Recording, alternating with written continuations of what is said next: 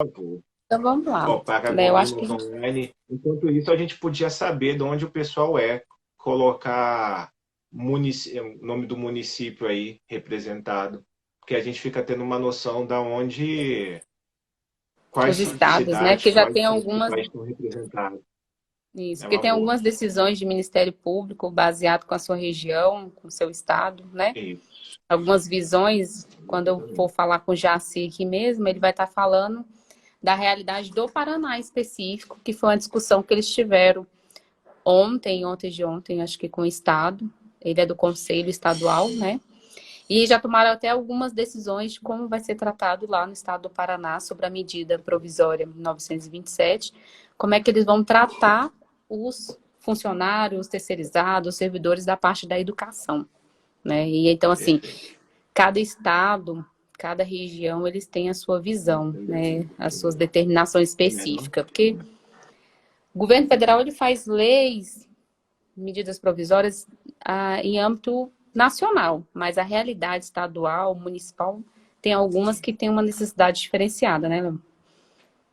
Exatamente, por isso que é importante a gente saber mais ou menos de onde as pessoas são, porque se a maioria for do Paraná, por exemplo, a audiência aí do Paraná já vai poder saber no caso concreto o que fazer, acompanhando o que o Estado está fazendo. Outros estados da região sul, estados de maior porte, estados de menor porte, vão falar, não, isso não cabe para mim. O que eu acho a grande vantagem no serviço público, quando a gente fala de contratações públicas especificamente, é de que a gente tem a capacidade, tem o potencial de inovar, isso que faz a diferença em tomar uma decisão segura, mas com agilidade e eficiência, ou você simplesmente ficar preso na lei e não resolver o problema, porque as pessoas estão aí. Elas precisam dos insumos para a saúde, os professores precisam saber o que fazem quando voltar da suspensão das aulas. Os prestadores de serviço para a educação precisam saber se eles vão receber dinheiro no mês que vem ou não. Essa é a pergunta que fica. Então, é importante conhecer todas as realidades. O macro, né, o que o federal pensou para a nação, e o que cada município pode fazer. E a gente tem um exemplo aí do Paraná para compartilhar. Isso. Pois. Eu queria que você falasse, eu Se queria que esses você falasse um 53 pouco, a gente multiplicarem, começa, ó, 54 multiplicarem para mais uns 5, a gente já está falando estamos aí de conseguindo 50 pessoas atingir, né? atuantes. Né? Exatamente.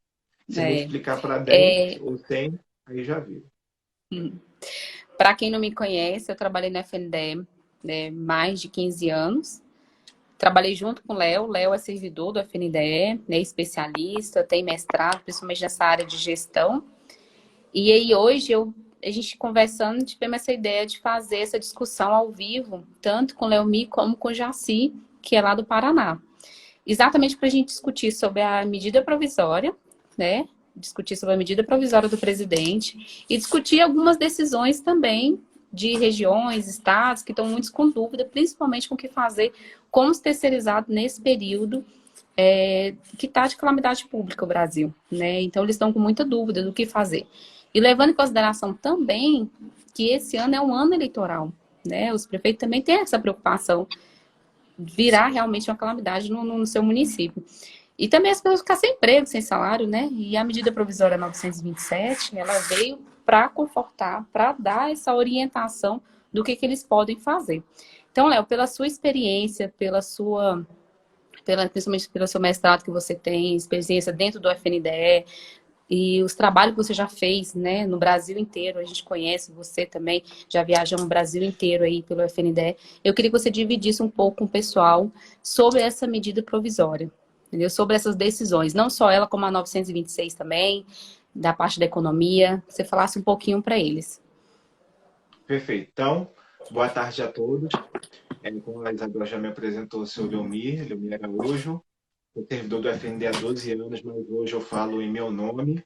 Não tem aqui a instituição falando, tem um colega de trabalho, tem um amigo da Isabel, um parceiro de ações nas políticas de educação que quer fazer a diferença. A gente realmente acredita que esse tempo é um tempo de fazer a diferença, de fazer a mudança de nossas casas, preferencialmente, ou se a gente tiver essa oportunidade, e reduzindo a distância através dessa live, a gente quer compartilhar da nossa experiência e dos estudos que a gente fez. Esses estudos estão embasados, inclusive, num grupo que eu participei. Eu participei do grupo do Ministério de Voluntários, foram servidores especialistas em licitações e contratos, que se reuniram voluntariamente sob a coordenação do Renato Fenili, que é o secretário adjunto da Secretaria de Gestão do Ministério da Economia, para criar proposições em relação a licitações e contratos. E, em algum momento, pesou muito a questão da terceirização. Daí a publicação da medida provisória 926, daí a publicação da medida provisória 927, agora mais especificamente se preocupando com o regime de trabalho, a compatibilização ou não com a CLT, quando é possível. Então, e somado a isso, tem a nossa experiência de anos de trabalho na FNDE, como a Isabel disse, caminhando aí para o Brasil afora.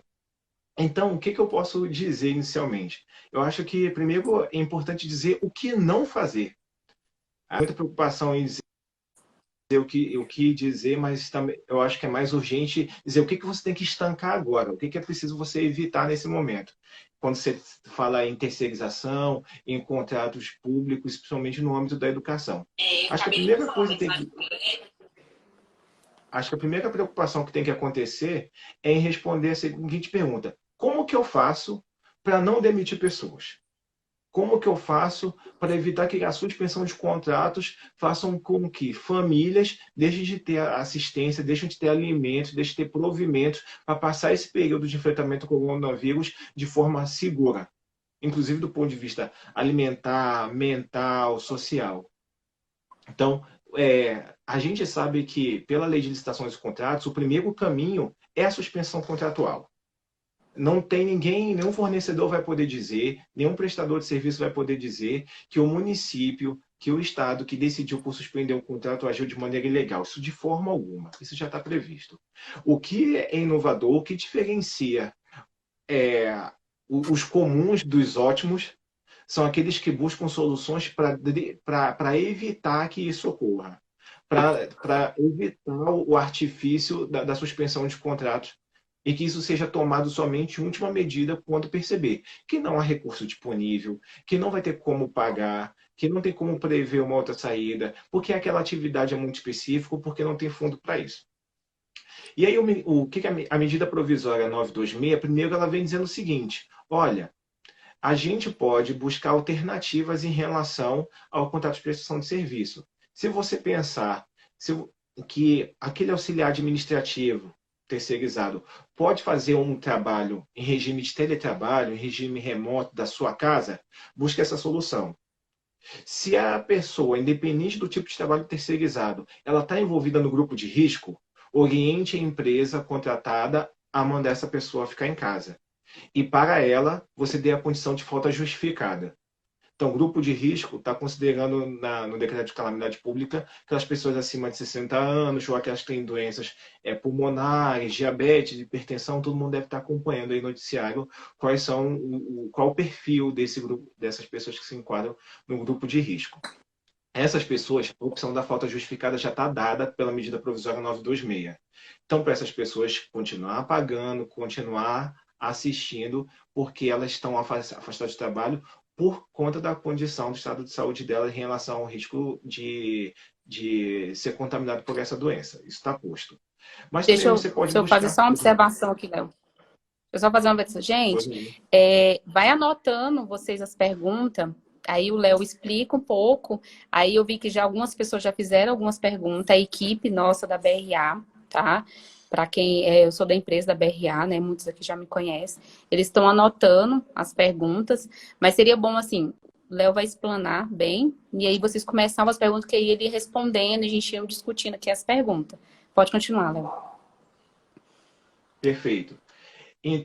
Eu estou vendo que muitas perguntas em relação a professores e eu comecei a falar de terceirização. Eu vou gastar mais 5 minutos falando de terceirização, dos casos de terceirização, vou dar exemplos sobre isso e depois eu posso, se o Jacino não estiver online ainda, eu posso começar a ver os casos de servidores públicos, sejam eles estatutários, CLT, temporário, seja como for. Vamos combinar assim? Ok. Então, continuando. Aquele caso do brigadista, do vigilante, que trabalha na prefeitura, que presta serviço de educação. Ele tem como fazer um regime de teletrabalho? Provavelmente não, porque segurança presume-se presença. Evitar um risco ou atender uma exigência do brigadista, presume-se a presença. Nesse caso, se você tem suspensão de aulas, você pode considerar que o segurança continua, mas não dois ou três, talvez um. Não por 40 horas, talvez por 20 horas. O brigadista talvez não tenha essa opção. Talvez, no caso do brigadista, nem para essa situação enquadraria esse turno. Mas por que não realocar esse brigadista para o prédio, para a Secretaria de Educação, para uma regional de ensino? Esse prédio, que eu imagino, continua tendo gente trabalhando lá, imagino que não tenha, todo mundo não esteja em trabalho remoto, vai continuar precisando desse serviço. Mas às vezes não vai precisar de 6, vai precisar só de 2, de 3. E o que é possível também, reduzir a jornada de trabalho e fazer revezamento desses funcionários. Uma outra alternativa, seja para vigilante, para brigadista, para equipe de limpeza, que também pode assumir essas alternativas que eu já dei, é possível buscar trabalhar com banco de horas. Como seria? A partir de hoje, o secretário de Educação, se tiver autonomia para isso, ou o prefeito, se tiver autonomia para isso, a partir de hoje, os terceirizados, com trabalho de mão de obra, que prestam serviço, né, como mão de obra exclusiva para a prefeitura, atuar em regime de banco de horas. O que significa?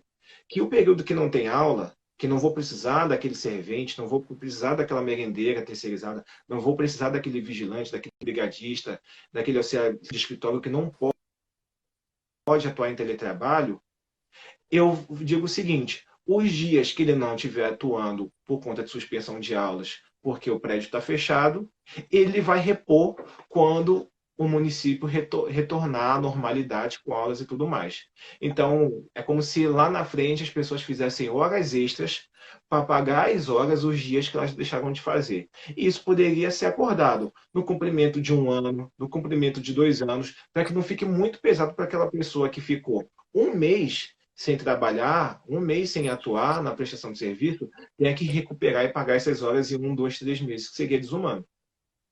Então, você pode acordar em pagar, em diluir essa compensação do banco de horas em, por exemplo, 12 meses, 18 meses. E pode ser, pela lei, eles estão falando 18 meses, né?